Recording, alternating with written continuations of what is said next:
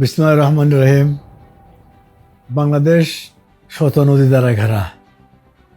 বাংলাদেশের আবাদি জমির পরিমাণ খুব কম, আর যেহেতু ফারাক্কা বাঁধের কারণে পানি আসে না এবং শীত মৌসুমে, এই জন্য শহীদ রাষ্ট্রপতি জিয়া রহমান খাল কাটার উপর অনেক বেশি জোর দিয়েছিলেন, যার ফলে পরবর্তী সময় যদিও আওয়ামী বাক্সরা বলতো যে খাল কেটে কুমির নিয়ে আসতেছে জিয়া রহমান, কিন্তু পরবর্তীকালে প্রমাণিত হয়েছে জিয়া রহমান কুমির নিয়ে আসে নাই। জিয়া রহমান জনগণের জন্য শপথ সোনা নিয়ে আসছিলেন। আজকে কোনো ঘরে বাসন্তীদের মতো ছেঁড়া কাপড় পরতে হয় না। আজকে গ্রামের ভিতরে হাঁটতে গেলেই বাইরে আসেন চেটে খান, কিন্তু আজ থেকে 1975 সাল আগে যে শহীদ রাষ্ট্রপতি জিয়া রহমান ক্ষমতার আগে পর্যন্ত কেউ ডাকতো না, কারণ কারোর ঘরে খাবার না, কি ডাকবো। তো কাজে আমি মনে করি বাংলাদেশের 80% যেহেতু কৃষক, কাজে আমাদের প্রধান যে দাবি আমাদের ধান এবং আমাদের প্রাণ, এই স্লোগান হোক।